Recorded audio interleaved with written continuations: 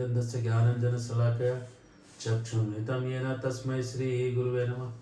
श्रीचैतन्यमनोभीष्टं स्थापितं येन भूतले स्वयं रूप कदा मह्यं ददाति स्वपदान्तिकं। वन्देऽहं श्रीगुरो श्रीयुतापदकमलं श्रीगुरुन् वैष्णवांश्च श्रीरूपं सागरजातं सहगण रघुनाथान्वितं तं सजीवं सावद्वैतं सावधूतं परिजनसहितं कृष्णचैतन्यदेवं श्रीराधा कृष्णपादां सहगण ललिता श्रीविशाखान्वितां नमो विष्णुपदाय कृष्णपृष्ठाय भूतले श्रीमते भक्तिवेदांत स्वामिनिते नमस्ते सरस्वती देवी गौरवाणी प्रचारिणे निर्विशेष शून्यवादी पाश्चात्यस्तारिणे श्री कृष्ण चैतन्य प्रभु नित्यानंद श्री अद्वैत गदाधर शिवासादि गौर भक्तवृंद हरे कृष्ण कृष्ण कृष्ण हरे हरे हरे राम राम राम हरे हरे। तो हम लोग टेस्ट 9 और टेस्ट 10 देख रहे हैं।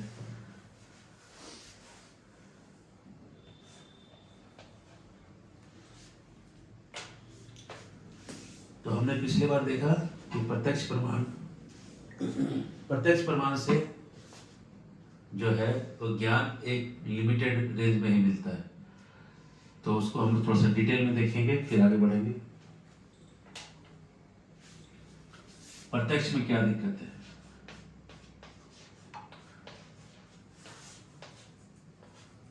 प्रत्येक अक्ष मतलब इंद्रियों से जो ज्ञान लेते हैं, आंखों से जो देख रहे हैं, कानों से जो सुन रहे हैं, उसको कहते हैं प्रत्यक्ष। जो जीभ से चाट के देख रहे हैं, हाथों से छू के देख रहे हैं, नाक से सूंघ के देख रहे हैं, ये सब प्रत्यक्ष प्रमाण है। इसमें क्या दिक्कत है? तो पहले इसमें दिक्कत है 4। पहला दिक्कत है भ्रम। भ्रम किसको कहते हैं? भ्रम होते हैं 2 प्रकार के। एक होता है विपरीत चीज मान लेना, अपने आप को कुछ और मानना, कहते हैं विपर्यास।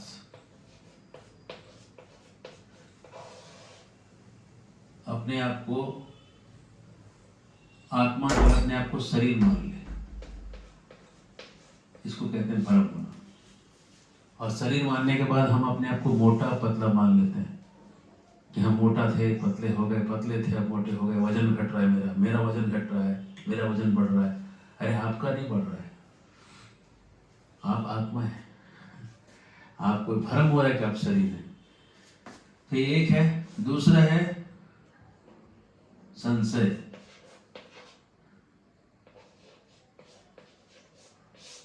संशय होना। आप पीडीएफ में अगर देखेंगे, ग्रुप में आया पीडीएफ, उसमें आप देखेंगे ऐसे ही चल रहा है। तो जो संशय है, संशय क्या होता है कि आगे एक पेड़ है, बिना पत्ते वाला पेड़ है, और आपको दूर से क्या दिख रहा है? कोई आदमी खड़ा है, इसलिए उसको कहते हैं संशय होना, है ना। और फिर और संशय कैसे हो सकता है? मान लीजिए कि आपको जॉन्डिस हो जाए, और जॉन्डिस हो जाए तो हमको हर चीज़ कड़वी, मीठी चीज़ भी कड़वी लगती है, तो वो संशय, डाउट क्रिएट हो रहा है। या गर्मी में आप रोड को देख रहे हैं दूर से, तो लग रहा है कि आगे जाके पानी है, पानी नहीं है, वो इल्यूजन है, वो संशय क्रिएट हो रहा है। या आप चांद और सूरज देख रहे हैं और लग रहा है कि मेरे हाथ में आ जाएगा, इतना ही बड़ा है, ये संशय है। और या तो भय भी संशय होता है। भय कैसा? एक बार आपने घर में सांप देख लिया, अगली बार जब घर में जाते हैं तो क्या लगता है? नहीं, सांप तो नहीं। नीचे देखते हैं कि सांप तो नहीं। तो भय जो हो रहा है वो भ्रम के अंदर आ रहा है, इल्यूजन के अंदर आ रहा है।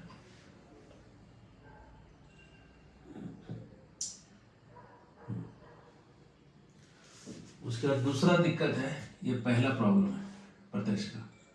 दूसरा दिक्कत है प्रत्यक्ष का कि प्रमाद,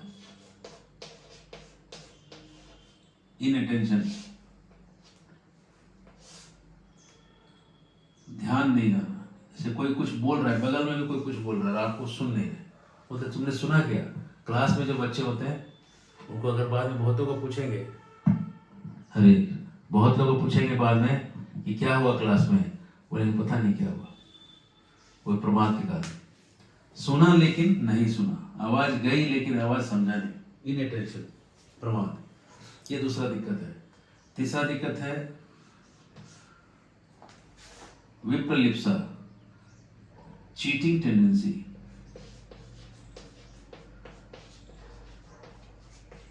चीट करने का टेंडेंसी, ठगने की टेंडेंसी, हम ठगते हैं दूसरे को। चीटिंग की टेंडेंसी रहती है हमारे पास, और जो चीटिंग की टेंडेंसी है, ठगने की जो प्रवृत्ति है, जैसे एक टीचर है ठीक से पढ़ाता नहीं है, वो जानता है कि इतना पढ़ाने का जरूरत नहीं, कम ही पढ़ा देने से काम चलेगा। स्टूडेंट्स जो हैं वो टीचर का ठीक से सुनते नहीं, जानते हैं कि ऐसा ऐसा करने से भी नंबर मिल जाता है। आप जानते हैं कैसे कुछ टेक्निक्स रहते हैं ज़्यादा मार्क्स लाने के, है ना। अगर आप बड़ा बड़ा लिखेंगे तो ज़्यादा मार्क्स मिलेगा, ज़्यादा साफ साफ लिखेंगे तो ज़्यादा मार्क्स मिलेगा, ज़्यादा पन्ने भरेंगे तो ज़्यादा मार्क्स मिलेगा, पन्ने कम भरेंगे कितना भी अच्छा कंटेंट हो मार्क्स कम मिलेगा। तो ये बहुत ह्यूमन साइकोलॉजी होती है, तो एग्जामिनर भी उस ह्यूमन साइकोलॉजी के अंदर आता है। तो ये ठगने की प्रवृत्ति सब में है दुनिया में। और आखिरी चीज जो है वह कर्ण पाठक, इम्परफेक्ट सेंसेस। हमारी इंद्रियां अपूर्ण हैं, अपूर्ण इंद्रियां।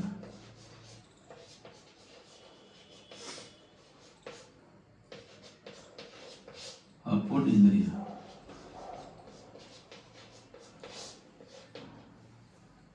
क्या हमारे आंखों से क्या दिखता है? सब कुछ नहीं दिखता है। आंखों से भूत भविष्य नहीं दिखता है, केवल वर्तमान दिखता है। बिल्डिंग के पार नहीं दिखता है। उसके बाद भी जो चीजें दिखती, मान लो सूरज को आप देख भी रहे हैं तो आंखों से वो बस एक सूरज का गोला दिख रहा है, बस आपको उसका रियल साइज नहीं दिख रहा है। तो ये सब हमारी इंद्रियों की अपूर्णता है। इनके कारण प्रत्यक्ष प्रमाण जो है वो इनसफिशिएंट है। प्रमाण सही है अपनी जगह पे, लेकिन जब ऐसी चीज के बारे में बात करना है जो कि अलौकिक है, वहां पे प्रत्यक्ष प्रमाण काम नहीं करेगा, है ना। हरे कृष्ण। दूसरा प्रमाण है अनुमान। अनुमान, अनु का मतलब होता है पीछे,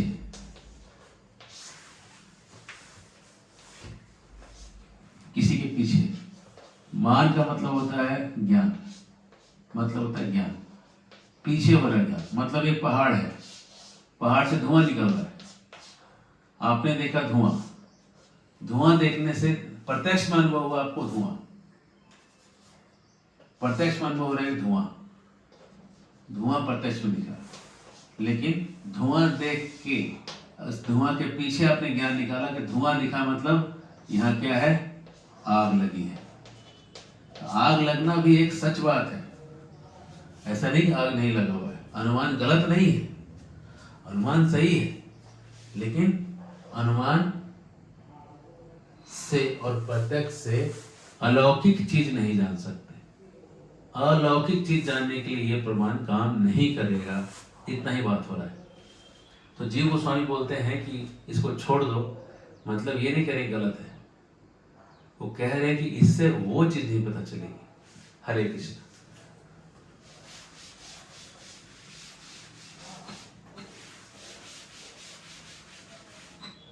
तो फिर कैसे पता चलेगा? कह रहे हैं कि शब्द से पता चलेगा।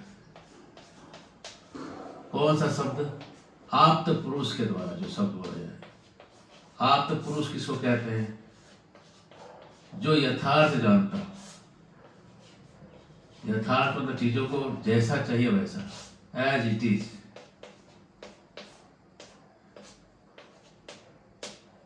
जिस चीज को यथार्थ जाने, है ना, या जिसको विश्वास, जिस पर भरोसा किया जा सके, उसको कहेंगे आप पुरुष। ठीक है। तो चीजों को यथार्थ कौन जानता है? एक ही व्यक्ति जानता है यथार्थ, वो भगवान ही है। वही जानते हैं चीजों को यथार्थ रूप। भगवान की जो वाणी है, जिसको कि हम लोग कहते हैं वेद, इसके ऊपर भी चर्चा चलेगी, बस ये नाम दे रहे हैं हम। भगवान की वाणी को वेद कहते हैं। अब आप नोट्स देखिए, नोट्स में टेक्स्ट लिखा हुआ है, ततस्थानी न प्रमाणानि अनादि सिद्धम। ये वेद क्या है? ये अनादि सिद्ध है।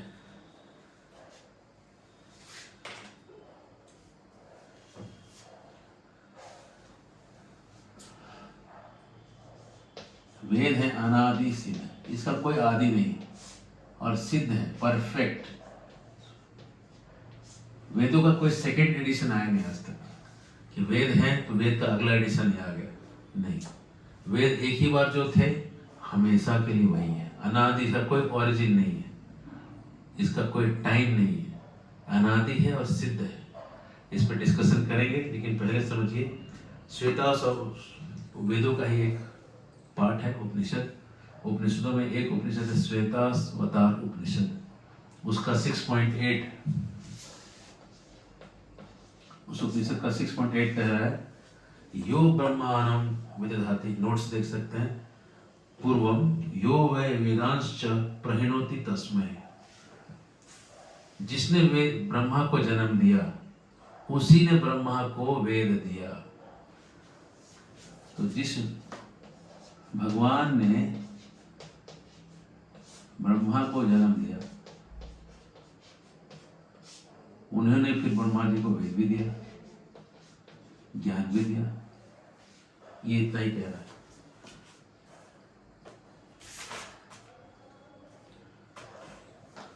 जब ये कहता है अनादि सिद्ध, अनादि का मतलब है जिसका कोई आदि नहीं, जिसकी कोई शुरुआत नहीं।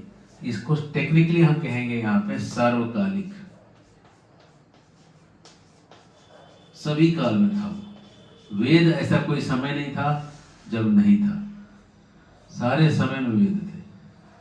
कोई ऐसा समय नहीं था जब वेद नहीं थे। इसका कोई शुरुआत नहीं, कोई डेट नहीं है। जैसे भगवान सनातन है, वेद भी सनातन है। तेन ब्रह्म हृदय आदि कवि, भागवत में श्लोक है, ब्रह्मा जी के हृदय में ब्रह्म जो है प्रकट हुआ, वेद जो है प्रकट हुआ। आदि कवि मतलब ब्रह्मा, ब्रह्मा जी के हृदय में ये वेद प्रकट हो गया। और वेद में क्या क्या है, वेद में क्या क्या ज्ञान दिया है सुनिए। वेद में है लौकिक ज्ञान और अलौकिक ज्ञान, दो तरह का ज्ञान है इसमें। लौकिक ज्ञान में क्या क्या है? लौकिक ज्ञान में है आयुर्वेद है, ठीक है,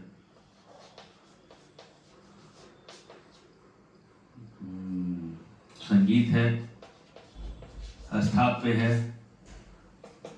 बहुत सारी चीजें, ड्रामा है, नाट्य शास्त्र है, खेती करने के लिए वृक्ष आयुर्वेद है,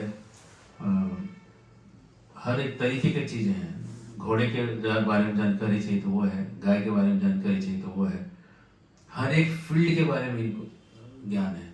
लोग बोलेंगे इसमें वो तो नहीं दिया है, एक पर्टिकुलर चीज़ हम साइंस में ये पढ़ते हैं, इसमें एटॉमिक थ्योरी तो नहीं दिया हुआ है, उनके हिसाब से दिया हुआ है। जितना हमारे लोक व्यवहार में लगता है वो सब ज्ञान हमको दिया गया है वेदों में। जो हमको नहीं लगता है, कोई जरूरी नहीं कि फिजिक्स का ज्ञान सबको चाहिए, बिना फिजिक्स के ज्ञान के भी लोग चले जाते हैं, जिंदगी जी ही लेते हैं। पहले तो जी ही रहते इतने सालों से, बिना मोबाइल के भी चीज़ें चल ही रही थी, है ना। लेकिन वेदों में सब दिया है। तो जब ब्रह्मा जी को वेद मिला तो ब्रह्मा जी को पता चला कि इसको गाय कहते हैं, इसको घोड़ा कहते हैं। ये नाम तो हम लोग को पहले से पता चला ना, ब्रह्मा जी को तो कुछ पता नहीं था। उनको कैसे पता चला? भगवान ने वेद दिया और वेदों में सब लिखा हुआ था। तो लौकिक ज्ञान मिला उनको। किनको मिला? ब्रह्मा जी को। किससे मिला? भगवान से मिला। और अलौकिक ज्ञान मतलब भगवान के बारे में जो ज्ञान है वो ज्ञान भी वेद से ही मिला, अलौकिक ज्ञान।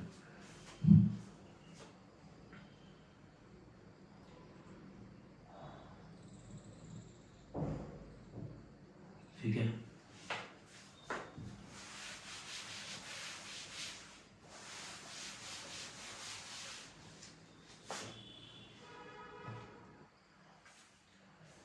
आप अगर टेस्ट पढ़ रहे हैं तो टेस्ट में देखिए क्या लिखा है। ततस्थानि न प्रमाणानि इति अनादि सिद्ध सर्व पुरुष, दूसरा लाइन है उसका, सर्व पुरुष परंपरासु सर्वलौकिक अलौकिक ज्ञान। तो सर्व पुरुष परंपरासु का मतलब है कि ये जो वेद है सर्व पुरुष परंपरासु, परंपरासु का मतलब है सारे लोकों में है ये ज्ञान।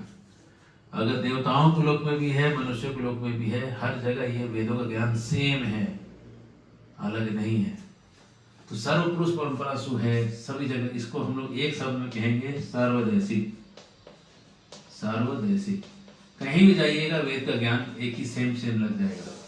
जैसे कि अगर आप यहाँ पे सुबह उठते हैं 4 बजे, वेद में लिखा है कि ब्रह्म मुहूर्त में उठिएगा तो सत्वगुण बढ़ेगा। भारत में नहीं, अमेरिका में भी जाके सुबह उठेंगे 4 बजे, स्नान करेंगे, सत्वगुण बढ़ जाएगा। क्योंकि ये सार्वदेशिक ज्ञान है, कोई लिमिटेड ज्ञान नहीं है, किसी जगह से लिमिट नहीं हो रहा है। सर्वपुरुष परंपरासु, हर जगह ये सब जगह मान्य है, हर जगह के लोग इसको मानते हैं वेद को, हर जगह के लोग इसको अप्लाई करते हैं। अगर आप गंगा जी में स्नान करिएगा तो आपका जो सत्वगुण है बढ़ जाएगा। आपने 3 गुणों के बारे में चर्चा है वेदों में। तो मान लीजिए कि वेद में लिखा है सुबह स्नान करने से सत्वगुण बढ़ेगा। आपने कभी ऐसा सुना कि कोई आतंकवादी है जो सुबह सुबह उठ के 4 बजे नहाता है, साफ कपड़े पहनता है और बिना प्याज लहसुन का जो खाना खाता है, शाकाहारी है, शराब नहीं पीता है, ऐसा आतंकवादी है? कभी सुनने को आया? नहीं आएगा। क्योंकि क्या है, जैसे वो खाना खाएगा सत्वगुण में आने से उसके विचार बदल जाएंगे, है ना। और ये चीज वेदों में दिया है, कहीं और जगह नहीं। क्योंकि ये जो है वेद के जो ज्ञान है हर जगह अप्लाई हो सकते हैं। ये समय के और जगह के बाउंड्री के परे ये ज्ञान चलता है। तो उसके बाद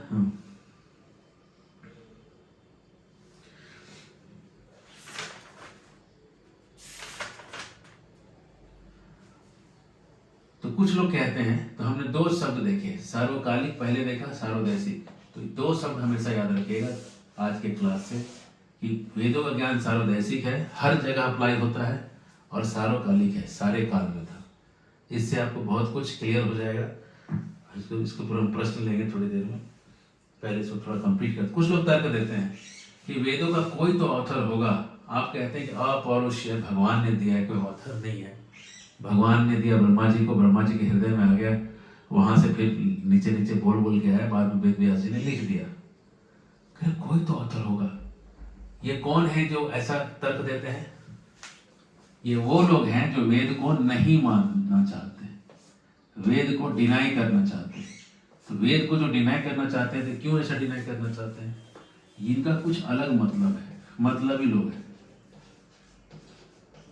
क्या मतलब है इनका? मतलब है कि अगर वेद मानेंगे तो भगवान हिंदू वाला मानना पड़ेगा, सनातनी मानना पड़ेगा, तब उसके बाद क्या होगा? कन्वर्जन नहीं हो पाएगा।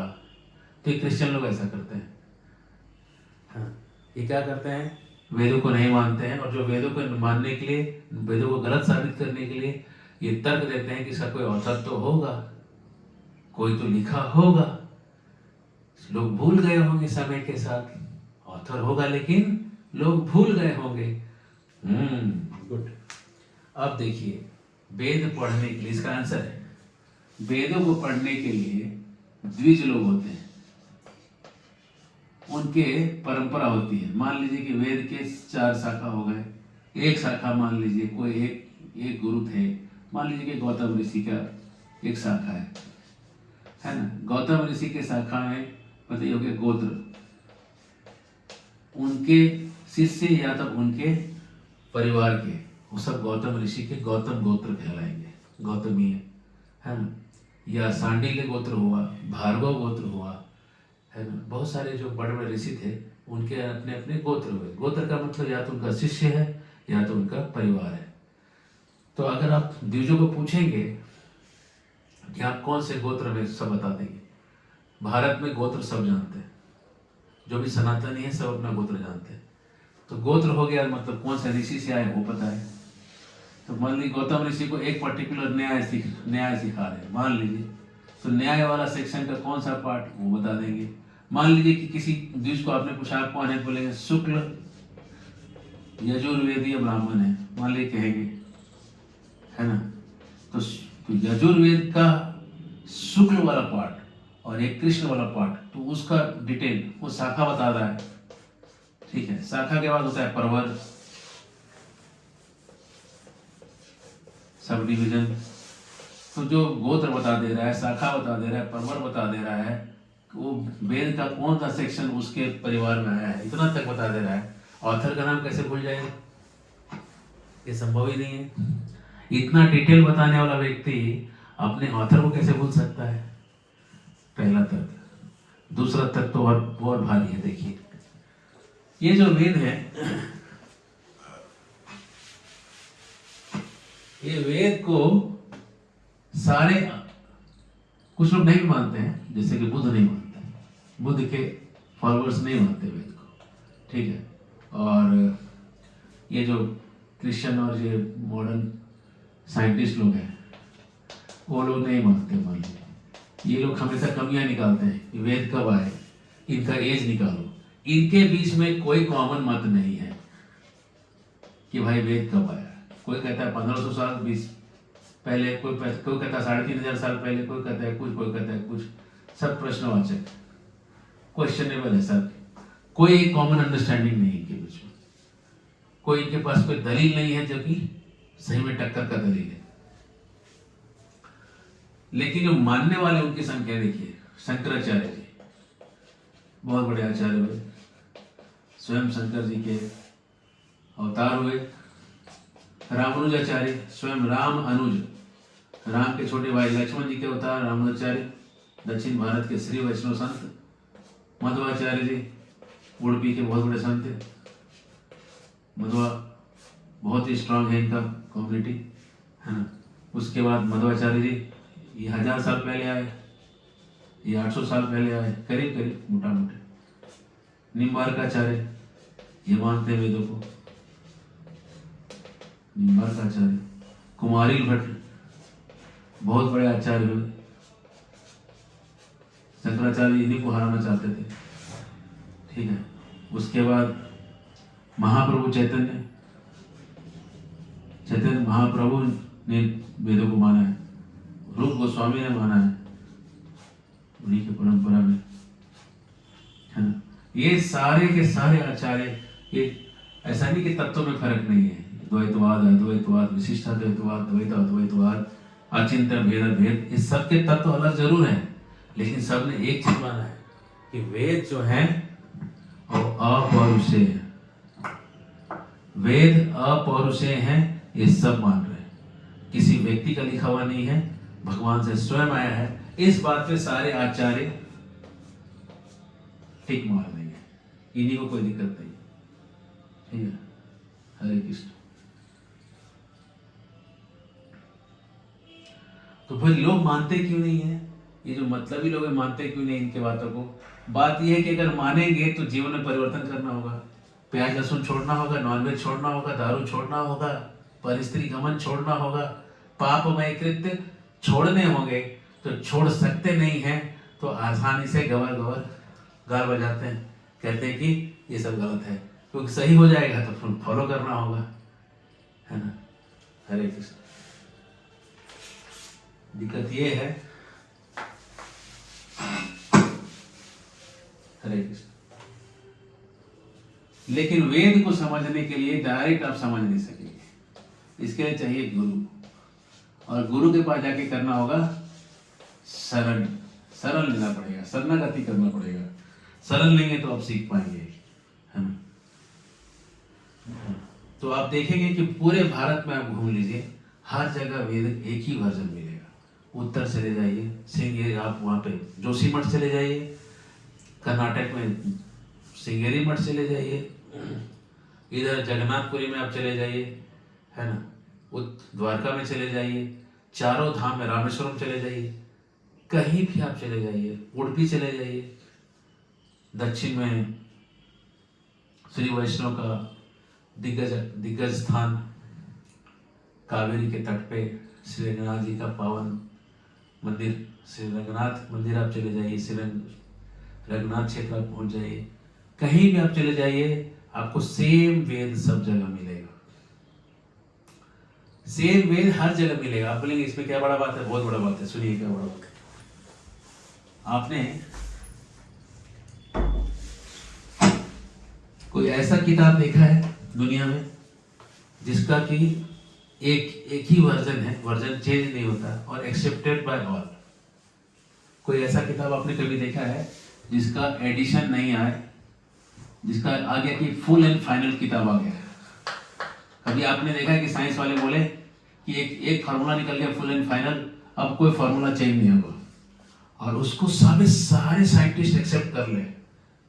ऐसा सारा पूरा जगत का जितना साइंटिस्ट है सब एक्सेप्ट कर ले रहे उसको, ये एकदम एक्सेप्टेबल है। ऐसा कोई फार्मूला आया, ऐसा कोई किताब हुआ? खोज रहे हैं लेकिन नहीं है। लेकिन वेदों में जो लिखा है वो नॉर्थ चले जाइए, ईस्ट चले जाइए, वेस्ट में द्वारका चले जाइए, साउथ में श्रीरंगम चले जाइए, सब जगह वेदों को लोग फुल एंड फाइनल में एक्सेप्टेड किए हुए। कोई नहीं कहता है कि इसको कोई बदलना है, सब मानते हैं कि ज्ञान का एक आखिरी किताब है। हरे कृष्ण। तो ये बहुत यूनिक चीज है, ये बहुत यूनिकनेस है वेदों का। वेदों का बहुत बड़ा यूनिकनेस है कि accepted by all, no change, और हर जगह एक ही वर्जन है, हर जगह एक ही वर्जन होकर भी लोग उसको मान रहे हैं, है ना। तो हम आखिरी पार्ट में आते हैं आज की क्लास के। तो भाई ये वेदों को हम एक्सेप्ट करते हैं कैसे?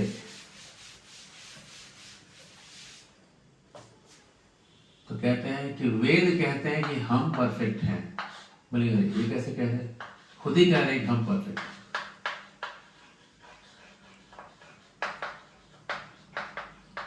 ये खुद ही वेद कह रहे हैं हम परफेक्ट हैं। आप बोलेंगे खुद कैसे करें? चलिए दूसरा एक साइड लेते हैं। अगर कोई दूसरा वेद को ऑथराइज करे, खुद नहीं कहे, तो जो ऑथराइज करेगा वो बड़ा होगा। जैसे मान लीजिए कि मैं पुणे यूनिवर्सिटी से एमबीबीएस किया, तो पुणे यूनिवर्सिटी बड़ा हुआ कि मैं बड़ा हुआ? मैं कैसे बड़ा हुआ? मैं बड़ा नहीं हो सकता हूँ।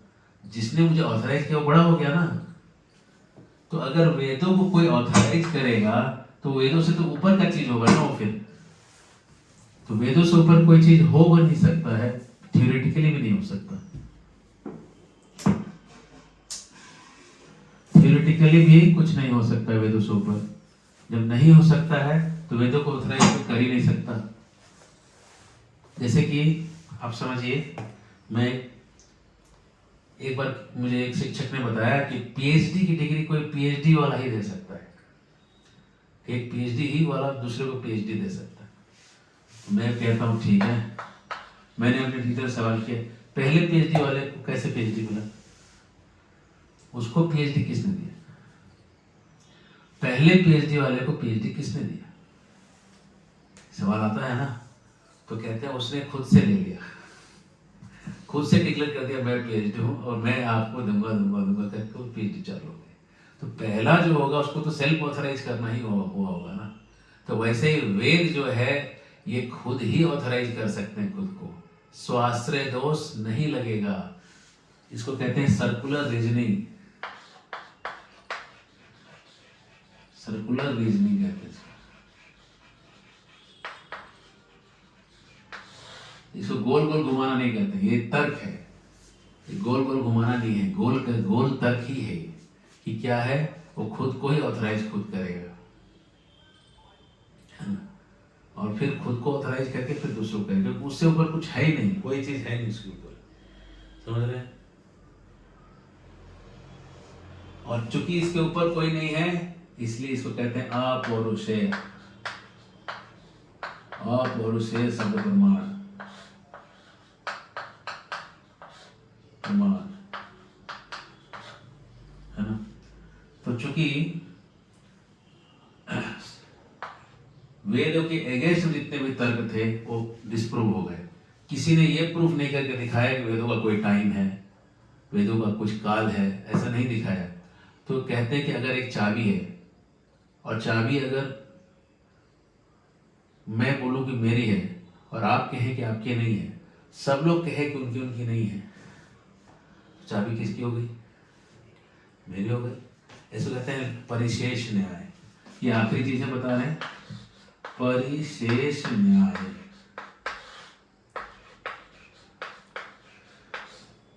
Law of reminder.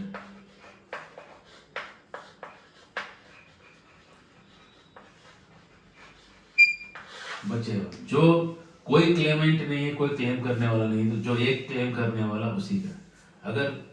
अगर समझ लो कि आप कहें कि दुनिया मैंने नहीं बनाई, ब्रह्मा जी कहते हैं दुनिया मैंने नहीं बनाई, है ना, सब कहते हैं कि दुनिया, कृष्ण कहे कि दुनिया मैंने बनाई है, तो अब एक ही व्यक्ति क्लेम ही कर रहा है, तो क्या करना पड़ेगा?